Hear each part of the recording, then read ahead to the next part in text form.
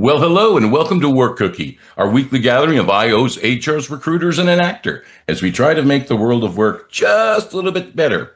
And today, LindaAnn, you're going to be leading us for the next month, and we're going to focus on culture, starting today by talking about why great companies struggle to maintain their culture when they scale. I've seen these in a lot of organizations that I've been with where you start small and it's a core group, you build trust, everything goes really well, and then you start to expand the organization. And all of a sudden, those trust that you've formed with other people starts to break down. There's other people involved. All of a sudden, it's like high school again. There's cliques forming. So how do we avoid that? Well, you just don't grow. Well, there you go. That's the Right? safest There we alternative. go. That's usually not the vision for the most entrepreneurs, though. And so it's really a huge challenge, and I'm in the middle of a situation that is struggling with this now. And so I thought I'd use you all as a little bit of a feedback for a case study and see what you had to offer, because we have so Cool. many great minds here. I Well, have case study away. There we go. I have put in the chat box some references. I'm going to use two primary sources for this month, and that is going to be Culture Code by Daniel Coyle. All right. And then there is an article here by Mitchell Phelps, and that's about how, when, and why bad apples spoil the barrel, and really it's indicative of the resistance that people have to the changes when your culture starts to scale. There's also another book that I'll probably be referencing by Kevin Oakes, and that's called Culture Renovation, where the basic premise of that is people think about their culture and it was small and it was wonderful and all that kind of stuff, and they think that they need to change their culture to match a different situation. But he's kind of a person who takes the tack. You don't really need to throw the baby out with the bathwater. You need to just look at what's really good and what's really working and make some adjustments. So that's what our basis for some of the conversations that we'll have today. The situation I want to kind of throw out there is, similar to many organizations, when they first start, they're initially a tight group. They start maybe 3, 4, 5. They're all sitting around the same, fold up table and doing their work and those kinds of things. And when they make hires, it's sometimes people they already know, but they're also brought in and they're trained in that entrepreneur's image, and they feel tight and special and all those kinds of things. And that's great. Once you get to more the size of 10 plus, things start to be a little, and especially 20 plus, things start to break a little. And Right. part of that is because the entrepreneur can no longer hold it all together, kind of like Hercules holding back the horses, and entrepreneurs don't realize they can't do it all until they're in that situation and drowning a bit. And so now you need to have some systems in place to create some of that consistency, right?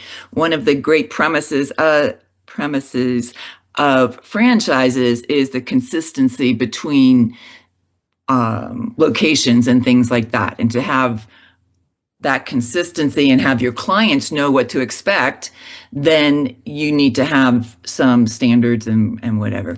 Once you start putting those pieces into place, people are like, what's happening? This isn't the same company, and all those kinds of things. So you start to get some of that resistance. In addition, when you start to hire into a company of 10 to 20, the people coming in have different expectations of you and your company, because they don't really see you as this bootstraps organization anymore.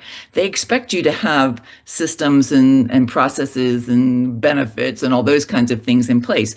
So now what happens is you've got a little bit of the old guard, you have a little bit of the new guard, and you need to get them to be able to mesh.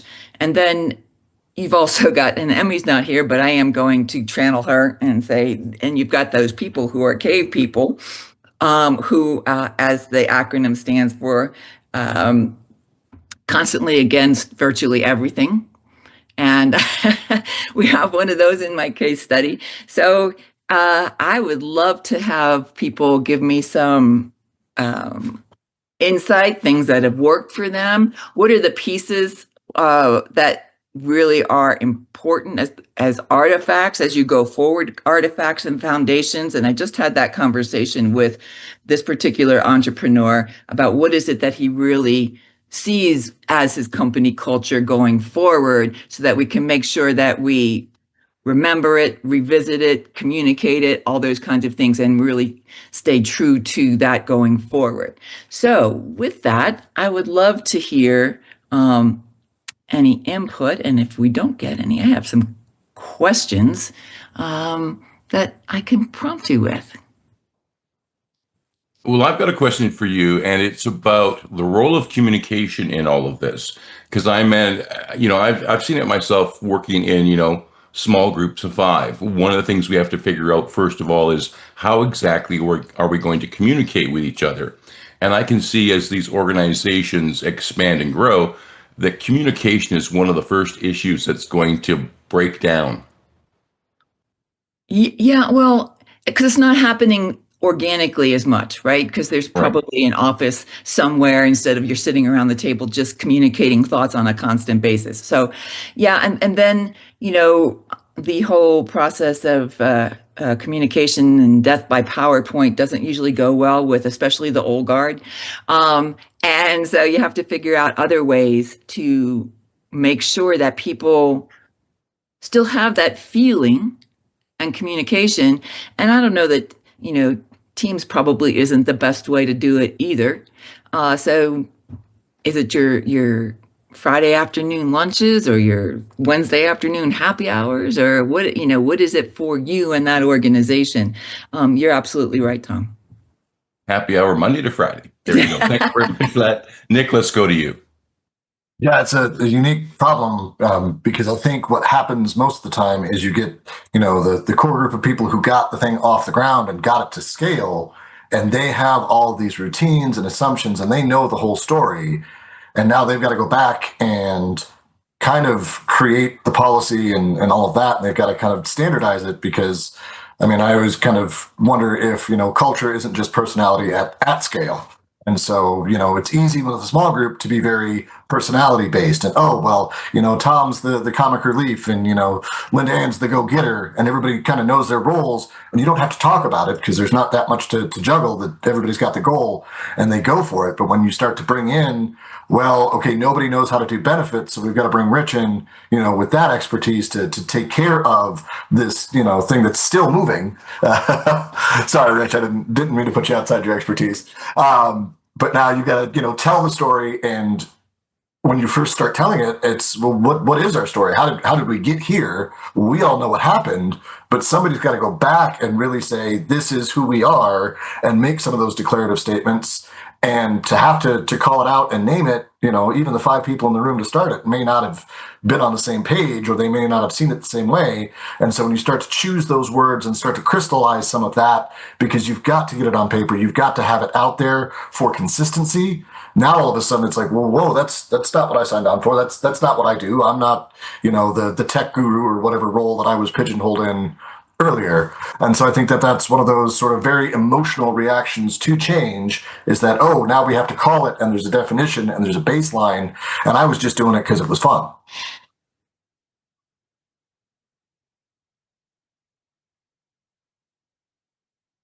That's a really good question, LindaAnn, and I'm wondering how much the narrative or the story of the organization can contribute to that cultural growth.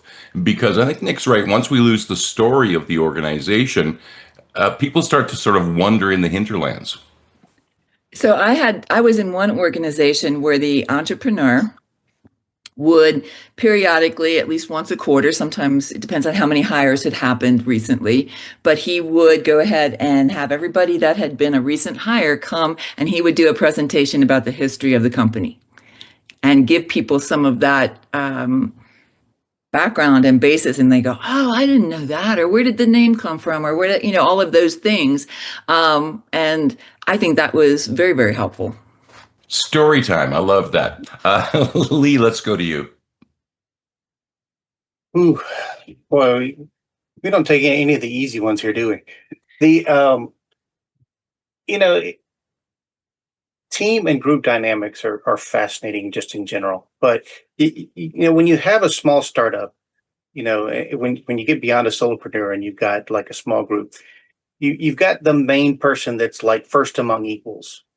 In many cases, so they're all in this together. You got one person that's the visionary, who's leading the pack, but everybody's about on the same footing generally. But as you scale, you can't do that. Because even in a flat organization, you still have someone in charge of whatever it is. And, team dynamics only work to an extent because there's a finite size you can get with an effective team. Now, of course, that's going to vary depending on the people involved and what your task is, but you can't have 50 people and have it be run as a team. That's not a team anymore. And then as you start to bring people in and you start to formalize, you have to put people in charge of something. And so to use Nick's example on benefits, if I bring in a person from the outside who's going to do benefits or any kind of HR function, really, they're in charge of that. And all the people who've already been here and have used to be in the flat level now have someone who's in charge of something that's not them. And so that's where you really have to work. You have to work on the dynamics. You got to work on the communication, and there has to be that understanding. And that as you formalize, well, one, you need to formalize because that's where a lot of them fail is they try to keep that loosey goosey kind of thing going. And that's great when you got 5, maybe even up to 10 people who were working late nights and we're hanging out together and we're having a happy hour in the office after a big win or whatever. And you start getting up into more people, that doesn't work so well. And so you have to make sure that you are formalizing those things together. And at first, it's going to be kind of formalization by committee because you're going to have those first people that are like, okay, we're going to scale. How do we need to do that? You need to plan that. Startups are chaotic, man. It is Wild West. Let's try this. Let's throw spaghetti at the wall and see what sticks. And that's how it works in a startup. But as you move out of that startup, as you begin to mature your organization, you have to do it intentionally because the chaos doesn't scale. That turns into anarchy, and then you fail, and then you all go find real jobs. So you have to make sure that you are communicating amongst your team and you start to actually formalize the kind of things and you start to differentiate and you figure out because you're not all the same. You look at this diverse group we have in this room here, not everybody has the same experience, the same education, the same, niche, whatever. But that doesn't mean that we can't all work together and make something amazing. But you have to understand that we're not a group of jack of all trades. We're not gonna succeed. And so as those start to break out, you start to figure out where are your gaps? Well, who do I need to bring in? What do I need to hire for? And you have to understand that as with a consensus at first. And then as you grow into a larger thing, you're obviously not going to be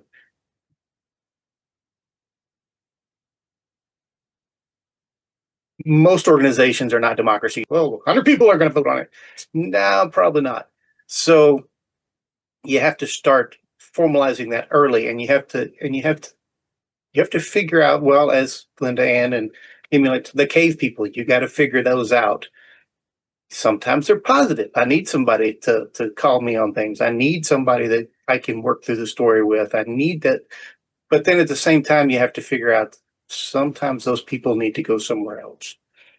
And that is often very, very traumatic when the original group starts to fracture and you have to go, Bob, been great, but you need to go. And that's where a lot of them fail is because they don't want to do that. They don't want to have that. They don't want to rip that Band-Aid off. They want to keep that person, that small group. We are the core of this, and they want to keep that together. And then they all go down with the ship together. There's that sense of loyalty to those that you hired early on, right? And Yes. that you've been through the hard times with us and all those whatever, if they were hard times. Um, and that's a real challenge because the number one, the hiring process probably wasn't what it should be at that point in time. Well, the real vetting process. But when you've got someone who's negative like that, negativity is considered a contagion. And it can really, really be destructive in a very, very rampant way. And Lee, let me ask you, with your experience in the U.S. Navy, is there anything culturally we could learn from the Navy that would help organizations as they expand? Ooh, the military in general is a fascinating cultural study when you really think about it, because you got down to, well, depending on the service, you get down all the way down to like a squad level, which you're talking about, or like a Marine fire team, 5 people, all the way up to battalion or an aircraft carrier. Aircraft carrier's got 1,000 people on the crew. Much different than the 5 people who are running a patrol boat. And so you really have to, and you could end up anywhere. So you may be on that patrol boat. Your next assignment may be on an aircraft carrier. You may have been, chief of the boat. Now you're not. And so, when you're talking about that big of a structure, you have to be structured. You have to understand where your place is, and it is difficult for some people.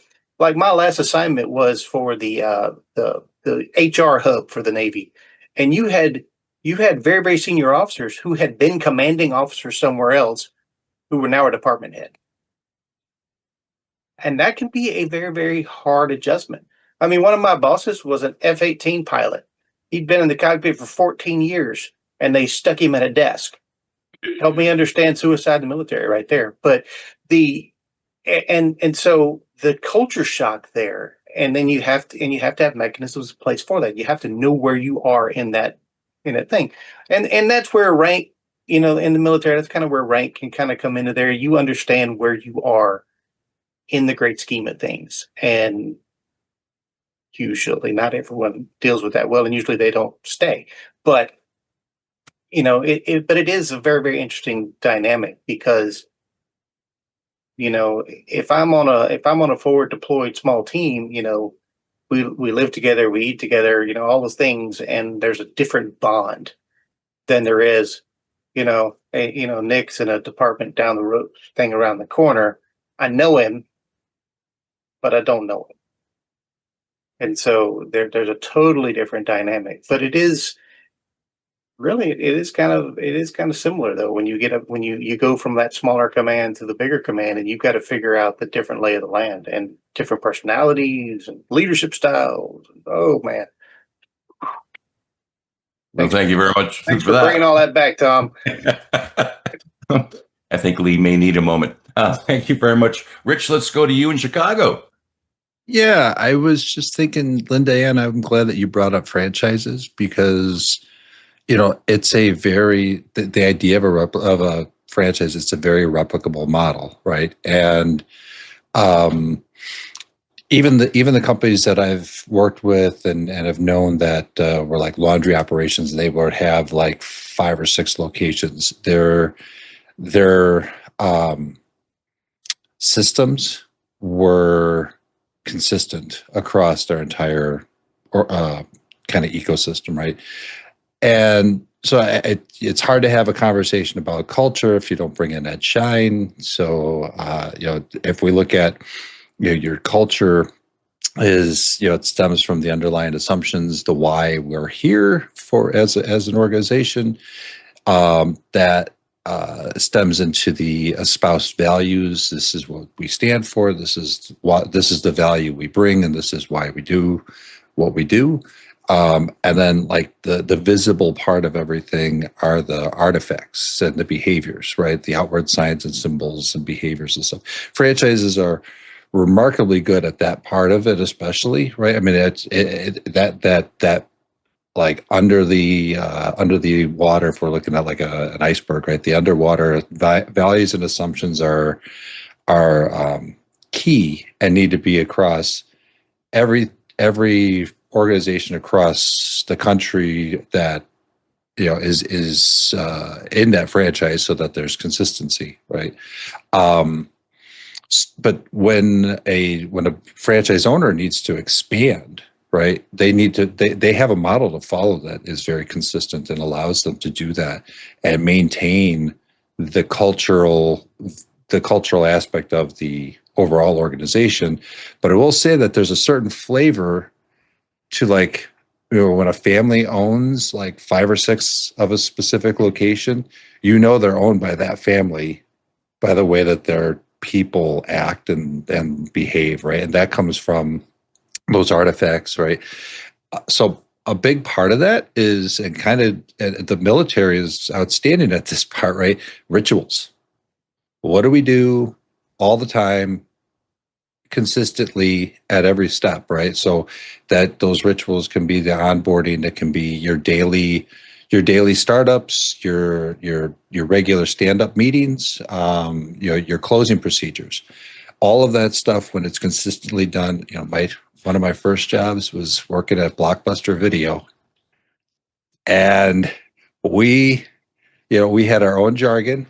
But it was consistent. Like, I can go to any other Blockbuster and I would talk to the CSR, the customer service. I still remember these acronyms.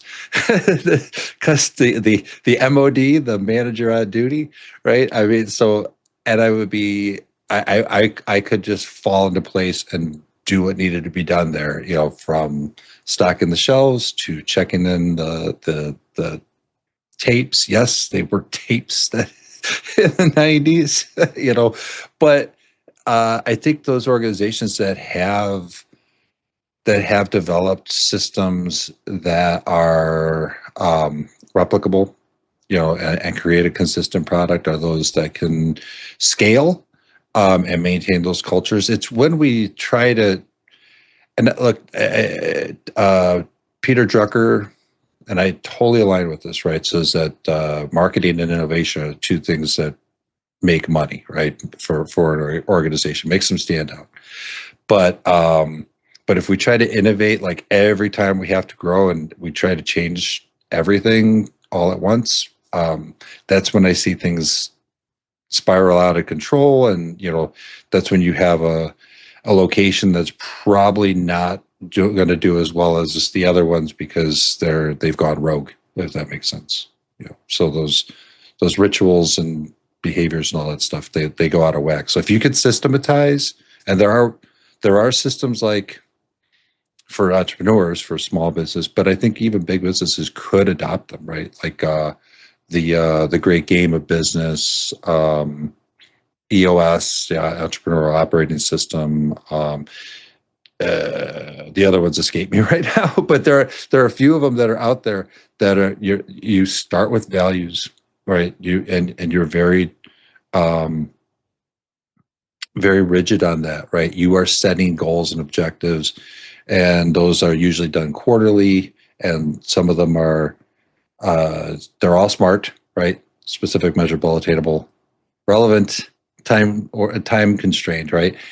And they're usually set by the organization, but then you also want people to have their own individual ones, because they have to have ownership of it, right? So franchises do that kind of stuff too. So is there an individual aspect of this? Yes, but if we want to bring everybody together, and as we scale, bring everybody together, I think those rituals, those signs and symbols, the onboarding process, all that stuff is critical to maintaining that culture. Yeah, it sure is. Thank you very much for that, for Rich. Christine, let's go to you. Tom, can I jump in real fast just to address what he just said? I want to caution, because the rituals and the processes are extremely important, just as Rich said. But one thing that we have learned from the military is that you have to remember what they're for, not just because we've always done it. We've all heard the stories of the old time rituals that turned out to be a lot of hazing, a lot of harassment, a lot of very, very uncool things that we did just because we always have. And so, whether it's in the military or whether it's in a civilian organization, understand and remember why you do what you do, not just because you always have. Because if you do something that seems a little silly and you go, why do we do this? And nobody can answer the question, maybe you should revisit that. So when you establish those rituals and everything, I went to a very interesting thing at SIOP on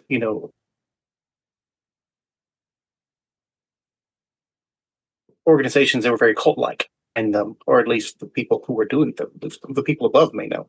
Um, so make sure that you are understanding and remembering why you are doing what you're doing. Yeah, no, that makes a lot of sense. Another aspect, we talked about storytelling earlier. Another aspect of that is the storytelling, and part of our culture, like legends.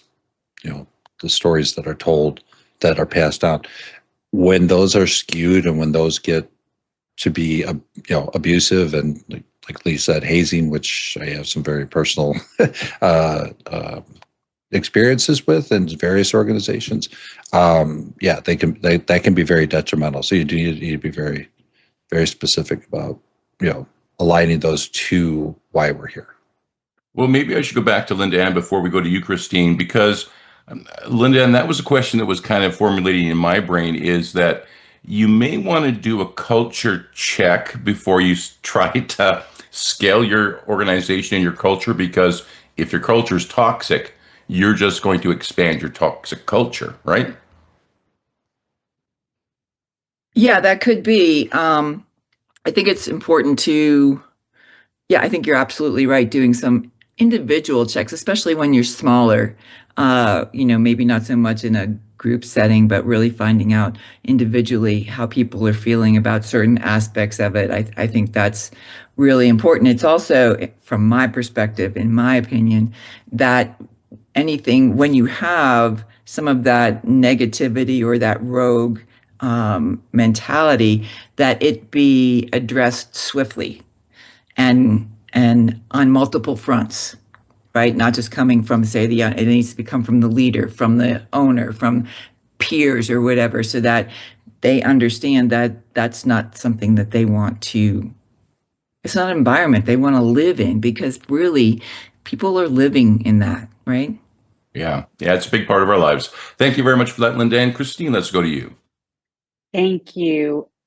First, LindaAnn, thank you for bringing this topic to us. This is such a huge and really important conversation, and culture is such a huge driver to business success.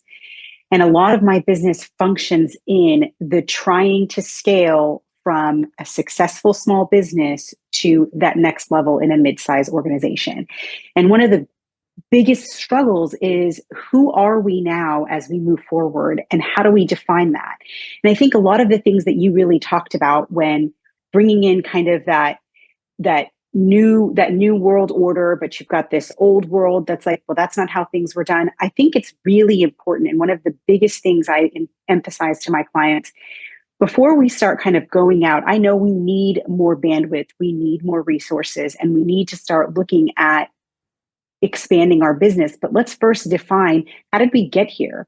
I think what happens a lot of times in entrepreneurship is we start to grow very organically, but we don't stop and think about who are we? What is our culture? And I don't think those things are clearly defined, right? So many of my clients grow and scale without a mission, without a vision, without a definitive culture.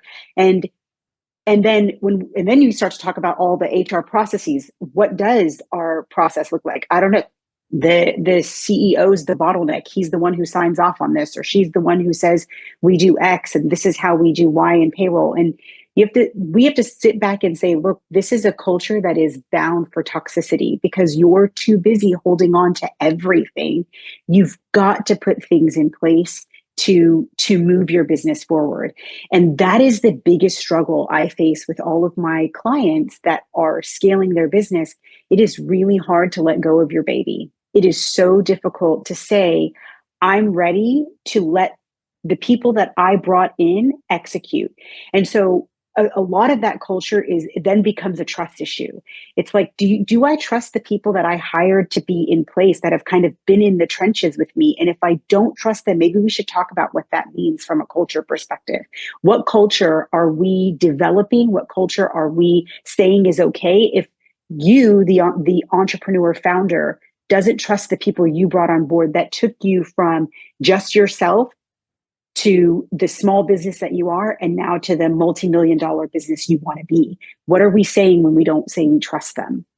And I took very furious notes. I'm very passionate about this. And we kind of talked about change, and we talked about you wanting to implement change, but you've got kind of a naysayer on your team that's always naysaying. And so one question that I had was, is this person old or new? Is this person the person who's kind of been in the trenches and kind of said, well, okay, it's really important to what Lee was kind of saying before. It's like, we need to understand, why have we always done it this way? That's a really important thing. But it's also really, really important to look at it from a very human perspective. We're asking someone to change who built a business with success and was like, you weren't here when I was working really hard doing X, Y, and Z. So kind of to go back to the Simon Sinek with, why are we trying to make these changes? Let's explain that why, and let's have a conversation to get everyone kind of on board in that space, because that naysayer is going to be really difficult to sway, because that his or her perspective is really going to permeate in the business. When you talk about negativity being, I don't remember what you said, but I think of it as a cancer. It's something very difficult to get out of a business. And this is the person that has kind of been there from the very beginning. And we need that person to understand why we're making these changes to go to the next level. And just one little statistic I want to throw out there, because my business also focuses quite a lot on change. And I don't know if any of you know this, but Accenture just recently released their change index, and businesses alone are navigating over 183% increase in transformation over the course of the last 4 years. So when you talk about changing a business, it's not just about the process, but we are also navigating technological change that is just at a rapid rate. The advent of artificial intelligence has changed the way we do work. And it's not just those things. I've coined the term compounded change. We are not just dealing with transformational change at a level that is so rapid in our organizations. We as humans are dealing with our own change. People are dealing with ailing parents. People are having children. People are getting married. They're getting divorced. There is so much happening on the personal level that you're coming to work with all of this new change and trying to scale a business because it's been so successful, that we're not taking a moment to kind of mourn the change that's happened so that we can make space for the new things that are coming forward. And I believe that's something that would really benefit this kind of this person in your organization. Yeah, that sounds like a really good idea. But I want to ask you something about something you said a little earlier, because go to any organization's website, you can find their values, you can find their mission statement. Unfortunately, they're quite often just cut and paste. Yeah. But I hardly ever see our story, who we are as an organization, and that history. Should we be adding that not only to, making sure that the new hires understand what the story is, but we should be sharing that also with the greater audience and with our potential customers, should we not? 100% agree. I think some of the companies that have one of the greatest cultures are the ones that say, this is our story. This is how we got where we are. Somebody mentioned franchise. LindaAnn, you mentioned franchise, and Rich, you kind of followed up on it. And I think everything you said, Rich, when it comes to franchise is really important. One of the most successful franchises that I feel like we don't necessarily give it the greatest recognition. McDonald's does a really good job in their rinse and repeat situation. And your opinions of fast food might be what they are, but it really is irrelevant when it comes to looking at what the culture is that they are executing, and the way they're doing it across cities, across states, across countries and continents. They have successfully implemented something. And I think a lot of that has to do with the way they tell their story. They are a story of resilience and success, and everyone kind of knows that. So I think that's really important for your audience to know what were the trenches, what was the work, what sparked the business, and why are we here today? And why has it been such a success that requires us to start looking at all of the things that we didn't look at before from a culture perspective because we need to scale? Yeah, and you're right as well, where when I go to a website, I want to see a video from the owner, from the guy who started the business. Of course, now we have AI, so they don't have to actually get on camera anymore. But That's right. That's right. They could just do that. And if I may just add one last thing, I think the biggest thing that happens is entrepreneurs, specifically those who have found a niche market and are scaling and becoming really successful, they don't really stop and think about the culture they want. It just happens organically. And so there has to be a moment where we pause and say, and I think I said this earlier, we really want to know who we are and how we want to get there. yeah, we certainly do. Thank you very much for that. Jason, welcome to Work Cookie. Let's go to you. I appreciate it. Thanks to, listen to everybody. You guys have a lot of great insight. I just kind of wanted to raise my hand and give my part, because I deal with the people that were our employees that have made some, great people just made bad choices. And after taking a different look towards bad choices, whether it's a criminal or deviant dad, blah, blah, blah, blah, blah, I started realizing the disconnect is not necessarily at corporate level. It's at understanding that informal culture that as we start growing, that we forget, especially once we start, crossing boundaries of state and that kind of stuff, that we forget that every locale has its own informal culture. And we have to make sure that corporate culture is not just, as others have said, clearly communicated, but it does align with that community culture that your location is being installed within. If you don't have those clear lines, then you can have some issues. So that's all I really wanted to say, and something I'd realized, not too long ago. Appreciate you. Well, thank you very much. And anytime you want to share your voice with us, please do, because that's a really good insight. And LindaAnn, I actually want to take that back to you on, Jason's right. There's the corporate culture, but then there's that little office culture or the community culture that we're in. And we've quite often seen organizations go into communities and they don't really seem to care about the local culture. We're here now and we're taking over. Yeah, I mean, I think there's benefits to that local culture, right? But it needs to be kind of a spawn of the corporate culture to some extent, right? There needs to be some carry through. I mean, you can replicate kind of the original culture if you're doing it locally, because you have a smaller group, but it's you can but you have to be very careful with that differentiation, because I've seen it happen just in departments where each leader had their own philosophy, their leadership style, and so forth. And there was a lot of inconsistency between teams or departments. And that creates some real issues. And you have to be very, very careful about that inconsistency, because then you have employees who are not being treated the same way, whether it's, how much of a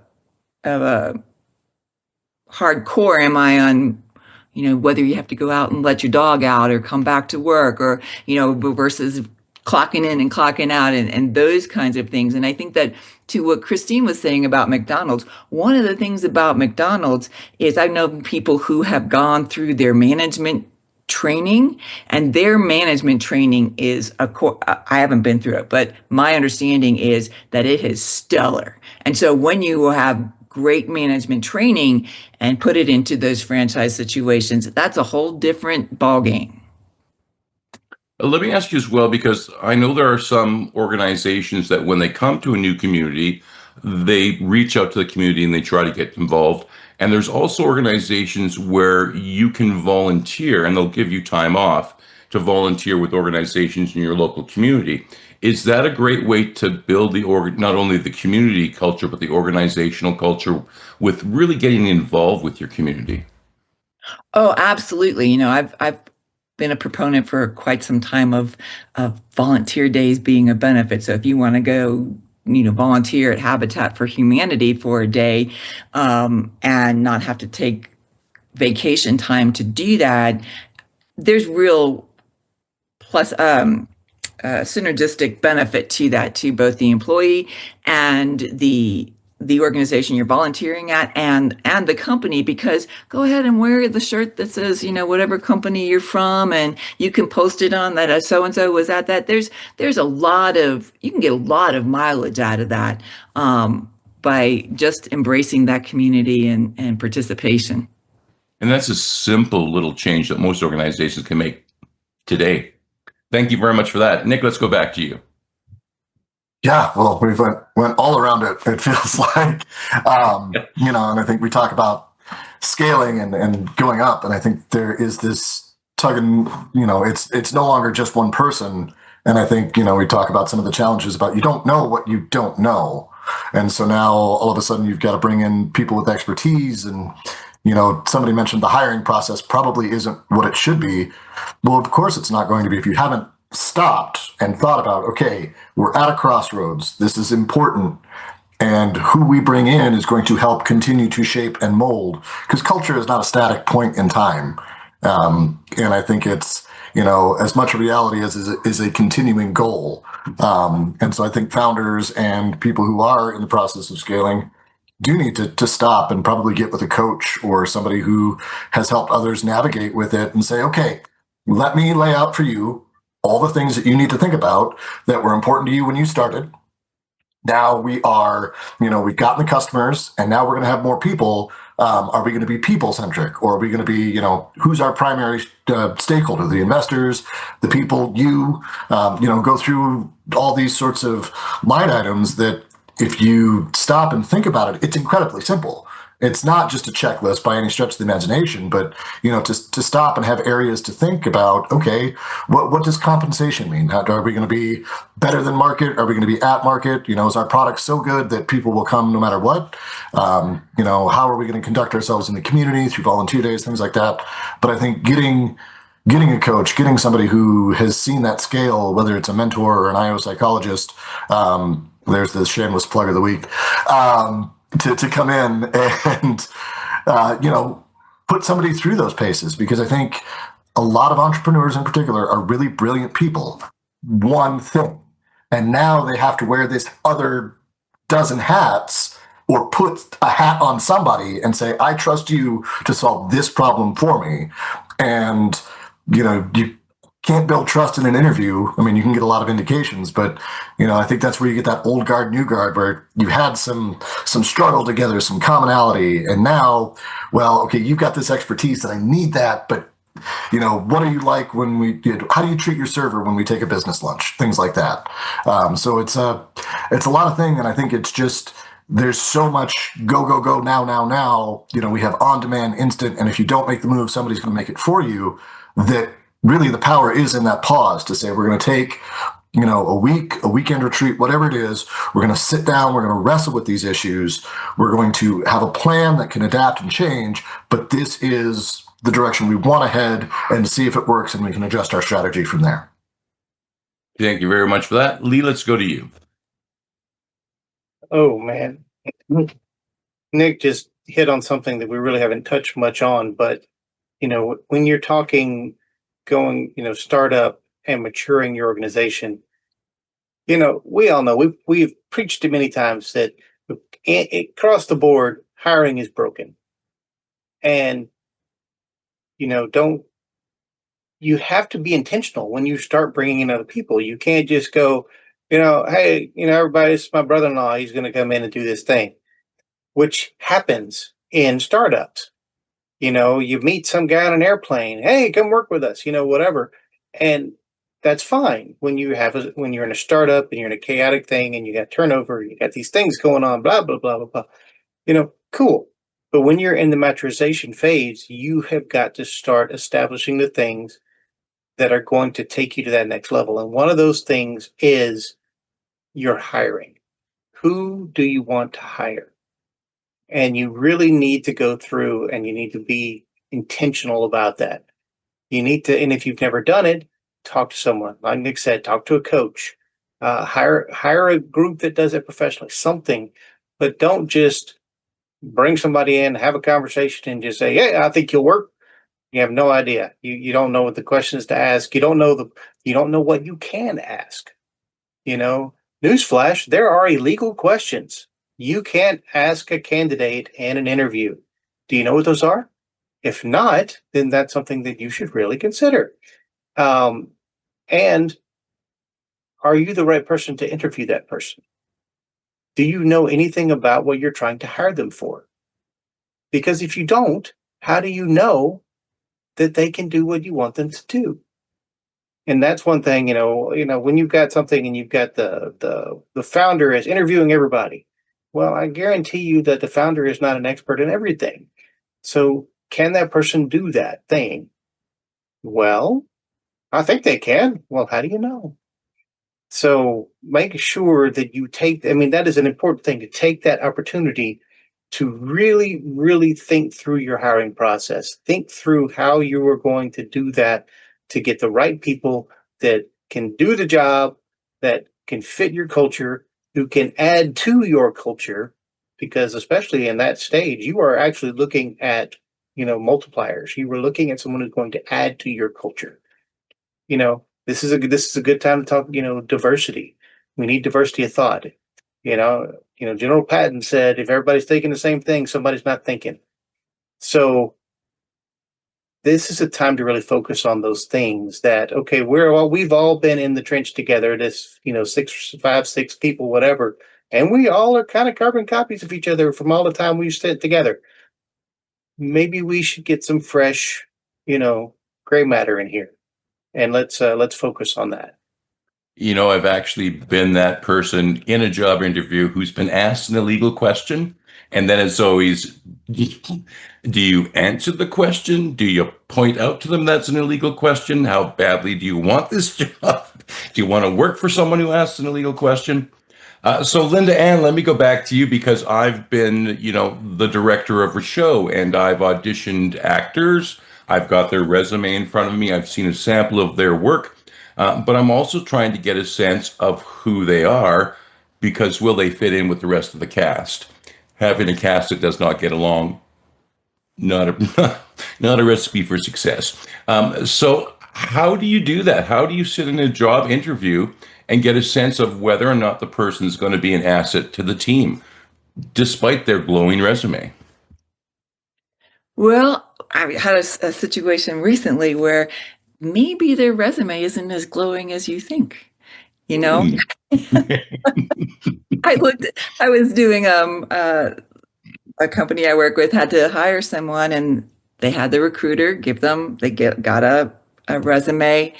It didn't meet all the boxes that had been checked, but I looked at it, and after I spent a few minutes with it, I said to the entrepreneur, I said, "This resume is smoke and mirrors."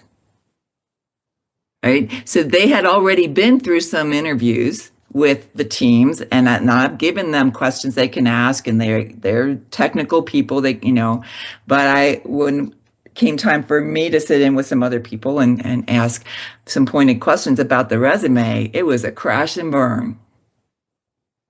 And so you have to really do, whether it's, you have to spend some time with what they're telling you. And doing that in a one-shot, 1-hour interview, depending on, if it's an entry-level person, that's a completely different thing. If you're asking somebody to head up a department, right? And so you really have to dig into what they say and how they say it and how they get there. Just a simple question like, what initiatives have you brought into your current organization? If they can't tell you that, then, or they go, can you rephrase that? And they don't even understand what it is, we've got a red flag here. So am I answering your question? Oh, I think so. But how much do you trust I mean, that's all very kind of technical. Do you ever like just get a sense? Are you just using your spidey senses? Is that reliable? Whether or not you like the person, whether you think, well, what the sense that you're getting from them. Well, I think that comes over time in learning how to trust that, because you do have to. That's where you get that. Are they going to mesh? Is their energy, what they're bringing in, is that going to match kind of what the feel is for this particular group? Right. Right. And so that you have to listen to those, because as you tip, this is my experience, and the more you practice it, the better you get at it. That's, Yeah. but it's really important, because if they are kind of a low energy person, didn't have any sense of humor, or didn't, and is that person a good mesh for the group that you're talking about? So if you need a workshop on spidey senses, contact LindaAnn. Nick, let's go to you. Yeah, it's to your point, Tom. Your spidey sense, it's great, but find something to justify your gut feeling. Make sure it's job related, because if you're just going by your gut, that can go any which way. Did you have lunch? Are you over caffeinated? Trust your instincts, but trust but verify to some degree on that point, just to keep yourself safe in hiring practices. I think one of the really interesting challenges about scale, you take an entrepreneur, you take a startup, and there's a raw talent there. You see it with athletes, you see it with musicians, you see it with actors, people who are just gifted and they don't have to try, and success comes their way. And eventually, when they say, we're going to make this a career, we're going to make this, what pays the bills, there is some, oh my goodness, I have to try at this for the first time in forever. And I think that scale point is kind of that, well, you're going to have to go practice. You're going to have to admit what you don't know. You're going to have to train in a different way. And so I think that's where you get some of this, okay, we have to change because we're changing, but also that entrepreneur is starting to see, maybe it's not as fun anymore. Maybe it is a job. Maybe it is a slog. And so that energy shift is kind of probably in the leadership there as well, where, okay, we just did it and it went. Well, now we got to put a little effort to keep it going.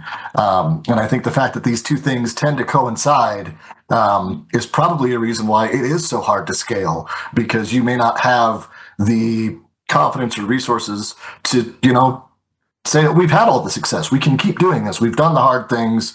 We're going to keep doing the hard things. And it takes a certain level of stick-to-itiveness and want to get through that kind of hurdle. And the reality is mistakes are going to happen.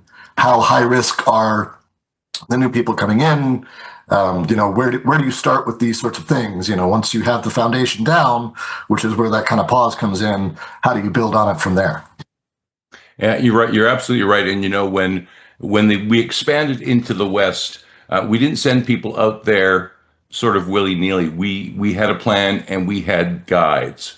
So, that's once again why you need to get an IO psychologist on board, is to help you guide through this change. Thank you very much, Nick. Jason, let's go back to you. Yeah, you actually hit on it, Tom. I was going to say one thing, and very important part about having a psychologist is we have a lot of individual experiences out there, and I fear that we have a lot, especially coming out of COVID. We have a lot of these hidden gems in the rough that have imposter type syndromes when they're interviewing for companies that they really want to be a part of, but they don't have that communication skill yet. That can be developed, but they have everything else. They just don't know how to articulate it, where IO can truly assist with that. But yeah. There you go. And now Jason's on the team, so hire Jason. There you go. LindaAnn, let's come back to you. To that point, I think that there's 2 points. I think Christine brought it up, and it might have been Nick as well. But one thing that we need to realize as professionals is that when we go into an organization and start recommending these changes in systems, we're not the most popular person in the group. And so we have to understand that going in, right? So we become the problem in some instances. So don't bring LindaAnn in. She'll make us change. Yeah, that's part of the coat we wear, but to that point about change, and Christine was making that, the change is so incredible right now and I'm not sure if the people coming up, the younger people coming up, if they're just so used to it or not, or if they're getting a little bit resistant to it. But there's no time for comfort, right? You have to be okay with that constant evolution. And that's a change in mindset. And that's a change in energy, and that's a change in approach. And so you have to be willing to embrace that, understand it, and figure out how you recover from that for yourself on a daily basis. So that's one thing there. The other thing I wanted to follow up on in what we were talking about basically is the premise of the E-Myth, the book, The E-Myth. And that is where, the entrepreneur starts this company, this technician, usually of some sort, starts a company because they love what they do and they're good at it, right? But that they don't get to do it anymore once they start their company, and they have to do all these other things that they've never been educated to do. And that's why it's so important to bring somebody in who can help facilitate that process. For example, I was in one company where the leader's philosophy was that he was just going to outprice the market as far as compensating people. And I said, time out. I don't know. You have to look at, can you compete on price and get business if you're overpaying your people, right? And so you have to really look at, okay, maybe that's not the best way to approach this challenge. And so there's those kinds of things that that leaders need to be aware of, that they're not going to get to do the things that they love every day anymore, and that they have to acknowledge that they need help in moving the company forward to achieve their goal. We're almost out of time, and you've mentioned the book and you've given us some articles to explore.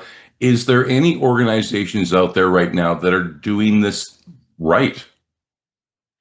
I don't know enough about it, but I understand that Netflix there's kind of a viral Netflix culture deck out there, and maybe I'll have that up for you the next time. But they have some real things that they base their culture and expansion on. And there was one thing about hiring. I will definitely have it for you. One of their primary things about hiring is to hire fully formed adults. Which I appreciate, and I would really love the recipe for how to do that. And let's talk a little bit about next week, because we're going to continue on the culture, but we're going to talk about turning cultural resistance into resilience. Can you give us a little preview on that? Yeah, and this goes a little bit to how do you kind of recreate your culture in scaling to more of the culture renovation process that I spoke about, and it'll be based on Kevin Oakes' book, but really helping people understand that they can take the best pieces that they like about their culture and maintain that. It might just need to be tweaked a little bit, but it doesn't mean you have to give up everything. We also need to allow people to grieve the process, right? Anytime you're at a loss, you have to be aware of what grieving looks like for them, and allow them that time to adjust and give them the support and facilitate that adjustments. And that's where the resilience comes in. There you go. Well, thank you very much for that. Lee, I know you're doing another virtual psychology mixer tonight. That information is on the CBOC website. So once again, you can go to cboc.com to find out about the mixer. You can also find out about the IO Psychology Career Acceleration courses that are now up there on the website. And of course, you can always find out about what we'll be talking about Thursdays at 12 o'clock Eastern, and join us as well. And with that said, thank you for everyone for being here today. And LindaAnn, if you want to count us out, we'll see everyone back here in 1 week's time. Thanks, everybody, for your participation and wonderful contributions. We'll be back next time. 3, 2, 1.